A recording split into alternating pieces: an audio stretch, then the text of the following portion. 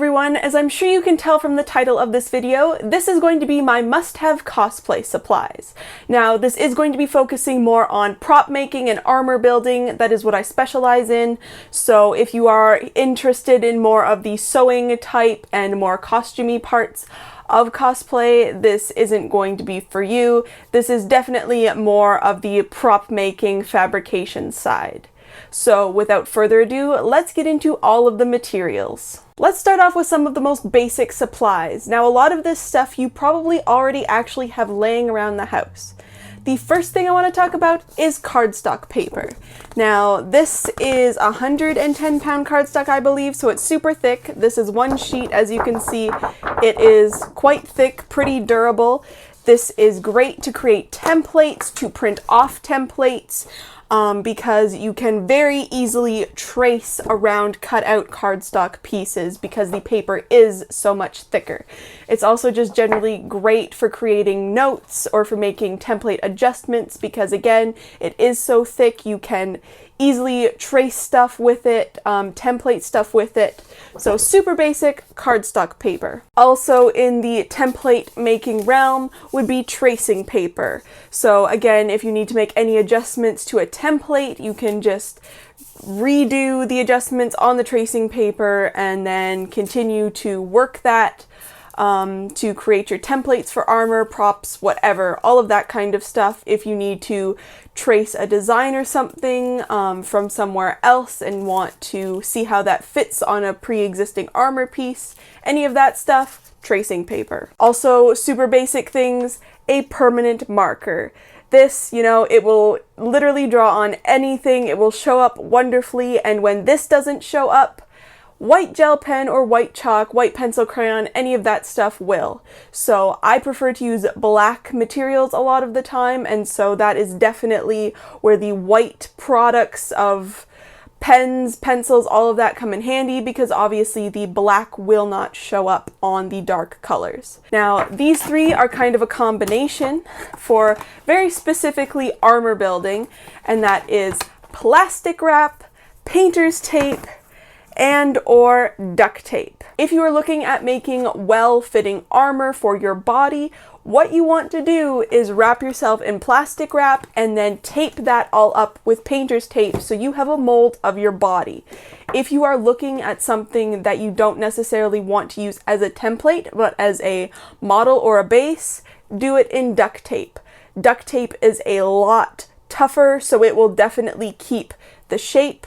If you are wanting to use, like, say you want to wrap your arm to, say, make Wonder Woman's armbands, and you need to use that template for creating the armbands out of Worbla, foam, whatever, you want to use the painter's tape because you will be able to flatten that out a lot easier, and you can also draw on this super easily.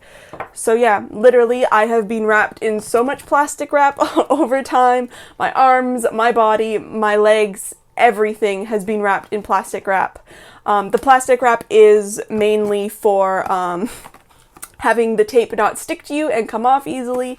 You cut that off and you're good to go with your template, and then it is really easy to cut. That's the secret to armor making. Also, in the realm of you probably already have the supplies, a good pair of scissors, a box cutter, a craft knife, something like that. I will be talking more about more specific tools in a minute. But yeah, you're going to be cutting stuff, cutting materials, cutting the templates off of yourself. And the knife, of course, just, sometimes scissors don't cut it for certain things that you need to do. Now let's talk about the materials that I actually like to create the armor out of. As I'm sure you can see behind me, I have these two giant rolls of things. The first, slightly possibly more inexpensive and more novice way of creating armor would be with EVA foam. Now, this is a roll of unfinished EVA foam. I believe it's a 1/4 inch. This is new. I actually have never used this yet.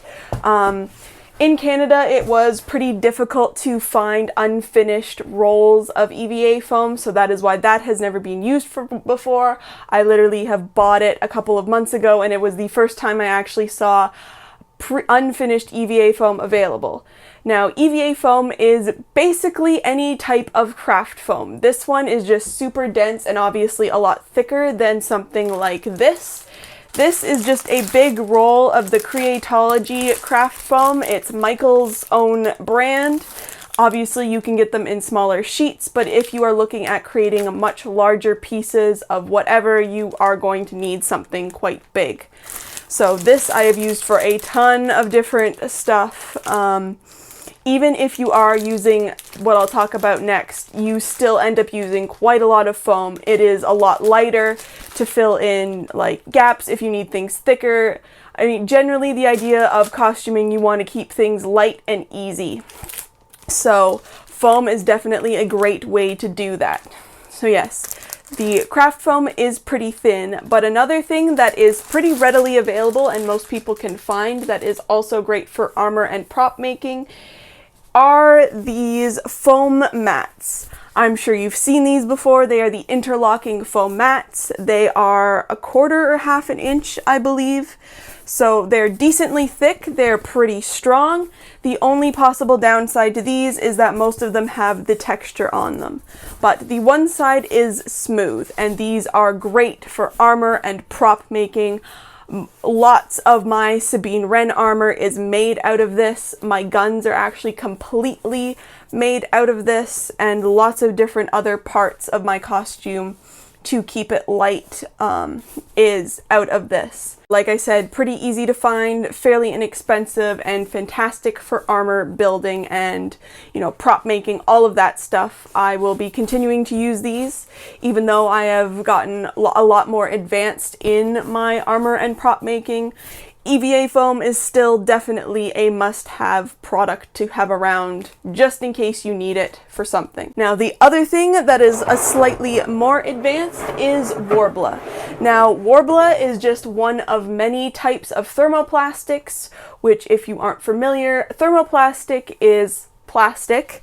As you can see, this is a big roll of black Worbla. Worbla comes in lots of different colors. I just am familiar with using the black, so that is what I'm continuing to use.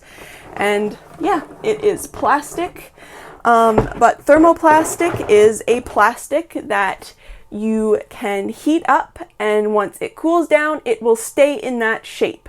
So it is moldable, it is sculptable, it is what the majority of my armor is made out of, and I will be continuing to make it out of, mainly because it stays hard. So, for instance, you can still use the EVA foam, but if you cover the EVA foam in Worbla, it will be hard as a rock. You can't, like, it looks legit. It looks hard, you can knock on it, it will not budge. And it is actually really, really easy to use. It is slightly more expensive. Like I said, thermoplastics, there's a bunch of different ones. Worbla is just fairly easy for me to get in Canada, so that's what I've used. Like I said, there's a bunch of different types. The only one that I have used other than the black Worbla is the Transpa Art, which is the clear Worbla. It's what my dark saber is made out of, the handle or the blade part. Because I needed LED lights to shine through it. But I know that there are differences between the different types of Worbla, temperature activation and all of that kind of stuff. So if you are looking at Worbla, definitely read into the differences between them. For my costumes, what I actually do, Worbla, I'm not sure if the other thermoplastics have it, but Worbla has adhesive, like a glue on one side, so it will stick to anything, which is great if you are molding it on something, but as you can see, it is fairly bendable on its own, so what I like to do is fold it. So all of my armor pretty much is actually double thickness Worbla. So you fold the glue sides onto each other, and then it is hard as a rock. You're good to go. It will still mold and bend just as easily. Well, maybe not as easily, but it's really easy to still bend and shape into whatever type of thing you need to be building, whether you're covering something or building armor to fit your body, any of that kind of stuff. It's still really easy to use when it's double the thickness, but it is obviously double the strength. So yeah, they are the two things that I use for actual armor building. I do use them for prop making as well for different things. The scrap Worbla pieces you can actually heat up, put them in balls, and then when it's still heated, sculpt them like actual clay, just as long as it is still warm enough to be movable. So you very rarely have wasted pieces of Worbla. I know from cutting templates and stuff, you know, you have the edges and things that you really don't want to waste because it isn't the cheapest material in the world. But I have a baggie of all of my extra Worbla pieces that I will just end up heating up at some point and using them for sculpted details on parts of my costume. As for tools, these are my two must-haves, a heat gun and a Dremel. Now, for the heat gun, if you are using Worbla, you will definitely need one of these. They are basically super hot hair dryers. That's the best way to describe them. It blows really, really hot air. This one, I believe, goes up to 1,000 degrees Fahrenheit, so this is definitely something you need to be careful with. Nothing to be afraid of, but obviously it is a very hot object, so precaution is needed. Like, don't let your 7-year-old run away with one of these. But if you are using Worbla, you are absolutely going to need a heat gun to activate the Worbla so that you can bend it. EVA foam also works with heat. So any kind of molding of armor and stuff, definitely a heat gun is well worth it. They also are not always that expensive. I mean, I actually bought another one to use today, and there are ones that are like $30 Canadian available that are just as good as like the $50 and $100 ones. So it's definitely not the most expensive power tool ever. And if you are building armor, you're definitely going to need it. The other thing is the Dremel. Now, this is actually the second Dremel that I have bought. My first one bit the dust, but Dremels are absolutely amazing power tools. It is a rotary tool, so it will sand, it will cut, it will drill, it will do just about everything that you need to build armor and props.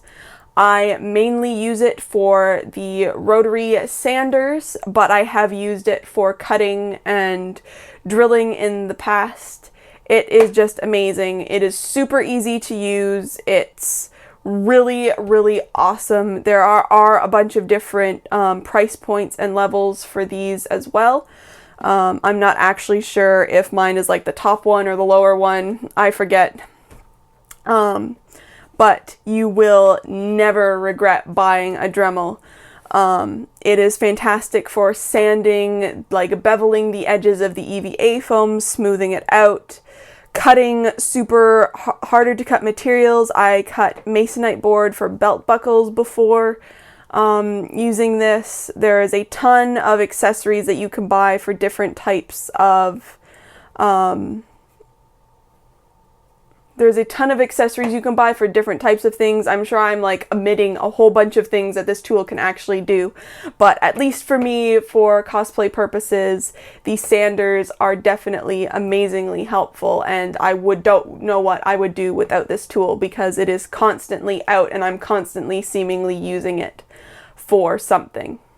Something else that I use, though more along the lines of prop making, not so much armor building, is, again, back to the cardstock idea. I have actually built a lot of different props and some armor out of paper and then fiberglassed it. Again, it will be rock solid.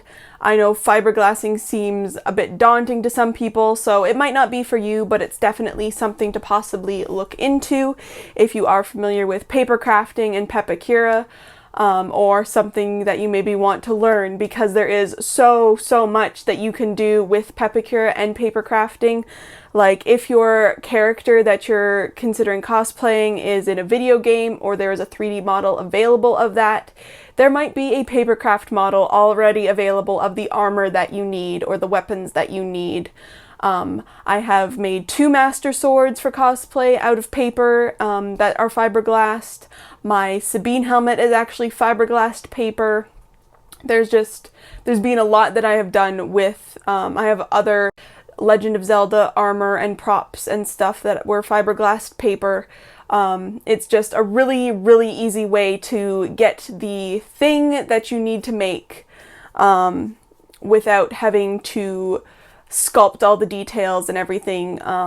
It's just, like I said, I know fiberglassing isn't for everyone. I've been fiberglassing since I was like 14, so I'm very familiar with the process now, so it's not so much of a big deal for me, but for you, especially if you don't have a good spot to be able to do it, might not be for you, but definitely something to consider, because you could definitely do a ton of amazing stuff with paper, and then if it needs to be strengthened, fiberglass. Another absolute must-have tool for me is my hot knife. Now, this is my old one. I actually have a new one, or second one here, so this is what it normally looks like, all pretty in the packaging. If you're wondering, I'm filming this. I've been stocking up for a new costume, so that's why there's a bunch of new and clean stuff still. But yes, hot knife is fantastic. It will slice through thick EVA foam like butter. It will slice through Worbla like butter. Perfect for cutting, but also if you buy a hot knife that has the different types of points, you can actually burn and melt details into the different things. So I know I've talked about my Sabine blasters. All of the detail in those are basically burnt out with my hot knife using a fine point with the tool. So yes, again, they are not very expensive and they are fantastic to invest in because it will save you so much time and you can do so much with it.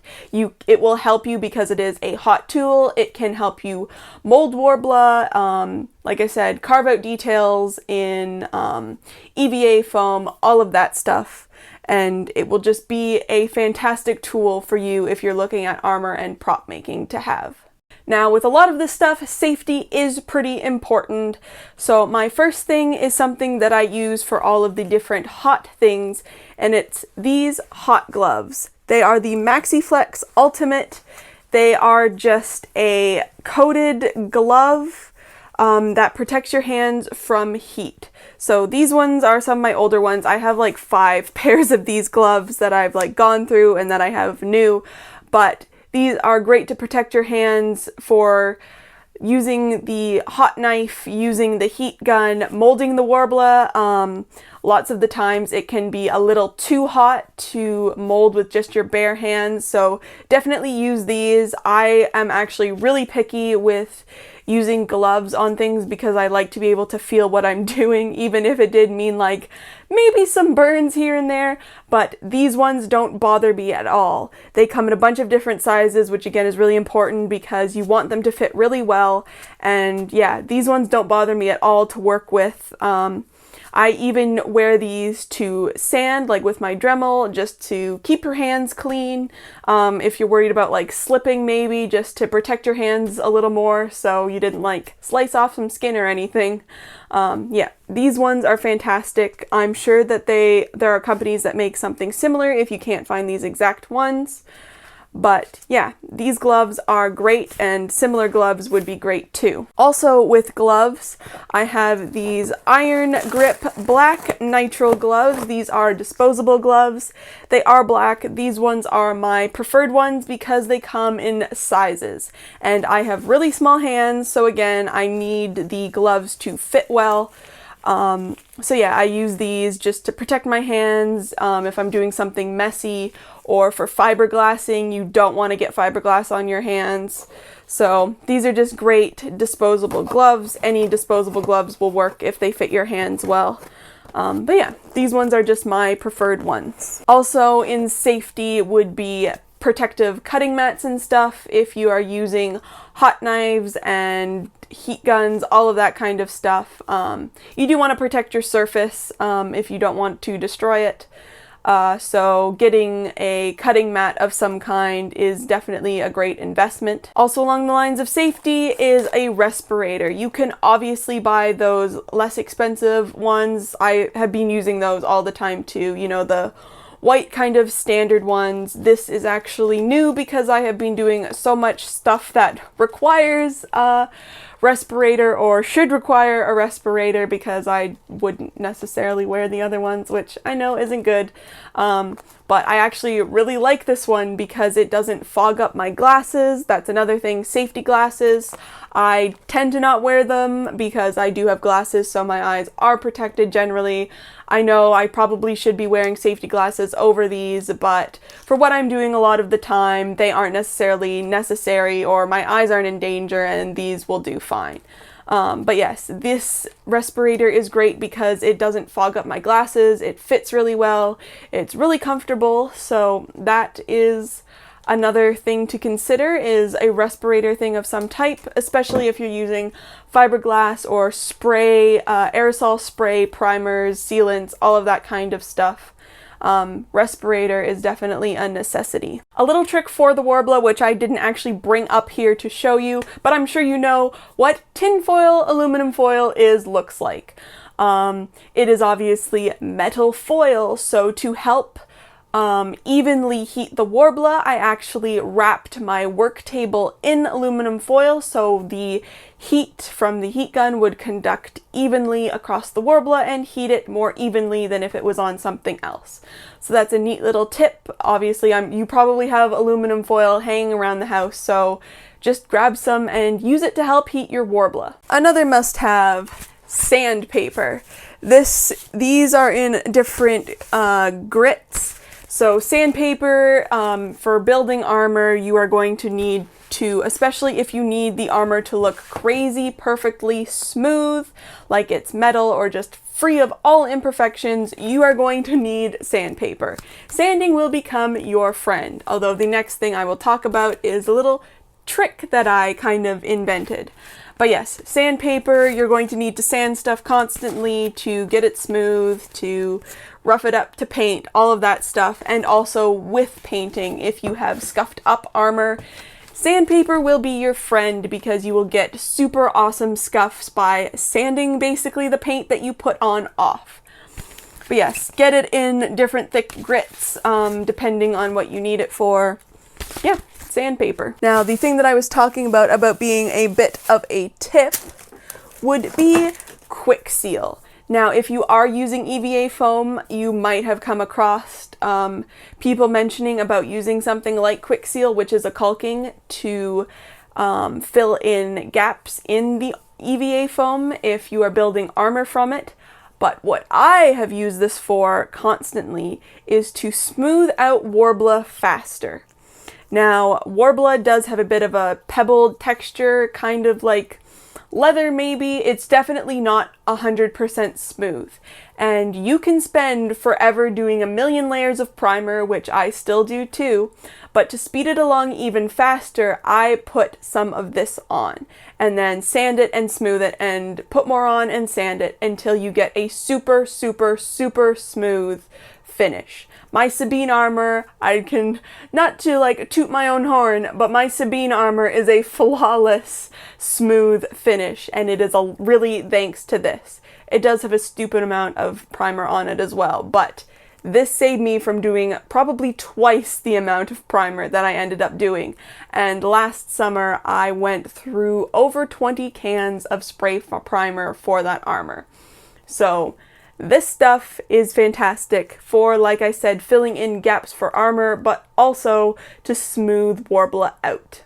This is Editing Michaela coming to you, realizing that I never mentioned one of the most important and possibly the most superior way to smooth out Worbla, and that would be wood glue.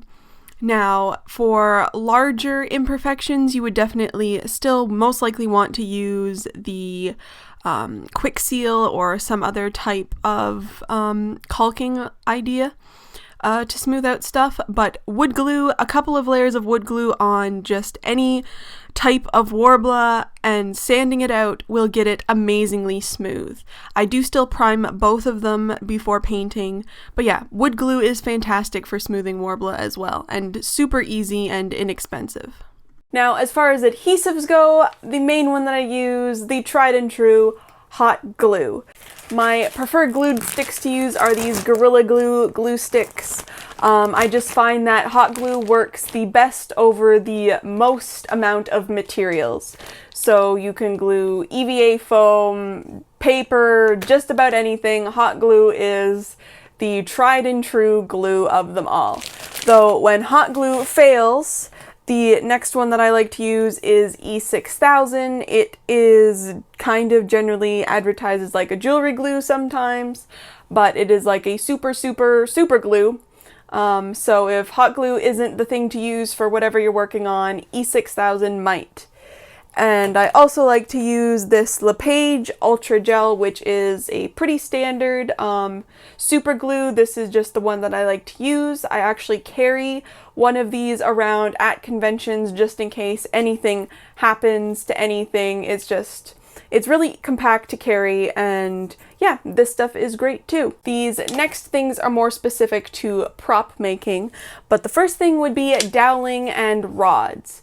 If you are doing something like a sword, you are definitely going to want to put some sort of rod through it so it stabilizes it. What I like to use is an aluminum rod. I wouldn't go with any other type of metal other than aluminum because it would be much heavier. So aluminum will give you that strength, as you can see, like it's not bending. This one isn't one of the hollow ones, but in my master sword there is a hollow one through it.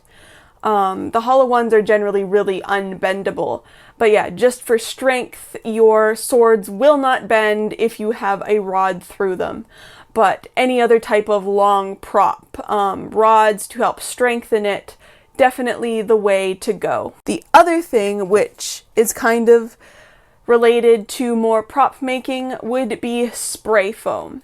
Now, this I have used in different types of things. The first thing I've used this for was also in the same master sword, because spray foam is pretty dense and it's really light. So what I actually did was I sprayed it inside the blade of the master sword to get it completely filled out, and then it of course expanded and made it all puffy and weird, but then you sand that down and you have a super perfectly smooth and strong base for whatever else you want to put on. But yes, this stuff is a great versatile tool depending on what kind of things you're making. Again, it's light, so if you need to fill a large space up to support something, my wolf head actually has a ton of spray foam in the top because there's such a big gap between the top of my head and the top of its head. So there's spray foam all in between there. Really light, really versatile. You can sculpt this to create stuff as well. But yeah, spray foam. Now I guess let's talk about more of the painting side of things. I guess to start off with, we'll talk about priming the different materials for the props, the armor, the Worbla, the wood, the foam, whatever it is. Especially for the Worbla, what I ended up using and really loving are these spray primers. Now, spray primers can be a lot more expensive than using some of the other methods people recommend. I know wood glue is one of them, just gesso, which is like paint primer, like for just general paintings. Mod Podge, there's Flex Bond, there's a bunch of different ways people recommend priming Worbla and EVA foam. EVA foam can be a little more tricky depending on what you are using the foam for. You might want to look at Plastidip. I don't really use that much because of how I use the EVA foam, but what I do use is this stuff. The reason I go all out and spend the extra money on spray primer is because it is so much easier. It will save you so much time. I don't think I would have been able to finish my armor last year if it wasn't for the spray primer, because obviously I am a one-man team.